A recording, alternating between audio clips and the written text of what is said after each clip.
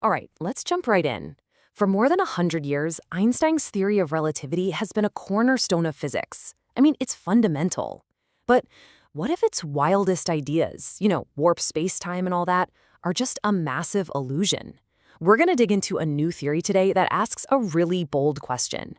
Is relativity just a perfectly described funhouse mirror? And this quote right here, it gets to the absolute heart of the argument. Look, this new theory isn't saying Einstein's math is wrong, not at all. In fact, it's saying the math is flawless at predicting the weird distorted reflection. The real challenge it's posing is this. Have we all been so impressed with the reflection that we've started believing our faces are actually shaped like bananas? And here's the core of the problem, the thing that makes this so tricky. Relativity works. Its predictions are ridiculously accurate. And that right there is the trap. Think about it. If that funhouse mirror could tell you exactly how your face was going to be stretched and squashed every single time, you'd eventually start thinking that's what you really look like. So this leads to what the theory calls the observer's trap. The big idea is that maybe physics made a huge category error.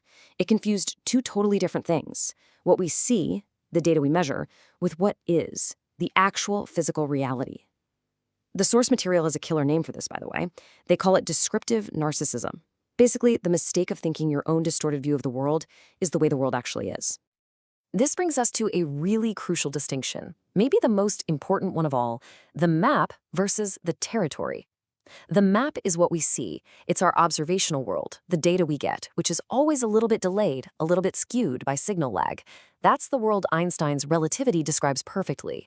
But the territory, well, that's the real deal. The physical world as it actually exists, right now.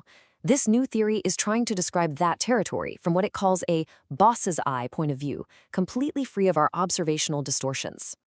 Okay, so that's the critique. That's the problem it's pointing out. But what's the solution? What's the alternative? How does this new model actually propose to describe the territory, the real world?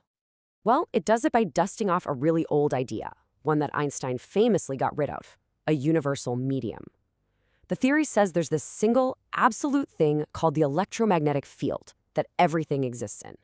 And here's the twist. Light travels at a constant speed, but not relative to you, the observer. It travels at a constant speed relative to this medium. All the weird stuff we see, like time slowing down, the theory says those are just the totally predictable side effects of us moving through this medium and our signals getting delayed. So you end up with two completely different pictures of reality.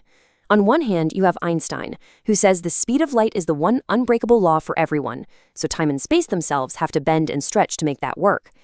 But on the other hand, this new theory says, no, the medium is absolute. Time and space are fixed. It's our perception that gets warped. It's just an illusion created by signal lag. Right, I know what you're probably thinking. This all sounds a little too simple, doesn't it? How on earth could something as basic as a signal delay create effects as powerful and as proven as time dilation or length contraction? It just seems impossible. To get our heads around this, the theory gives us this absolutely brilliant, down-to-earth example. Forget about spaceships and black holes for a minute. Let's just imagine trying to take a selfie in a mirror that's moving past you at an incredibly high speed. The source material calls this the banana face effect, and it's awesome. So how does this actually happen? How does a simple delay in light create a banana face? Okay, let's walk through it. First, light bounces off your whole face. Now, in step 2, each little ray of light has to play catch-up with the moving mirror. Then step 3, once they bounce off, they have to turn around and chase your moving camera. And here's the absolute kicker, the magic trick, in step 4.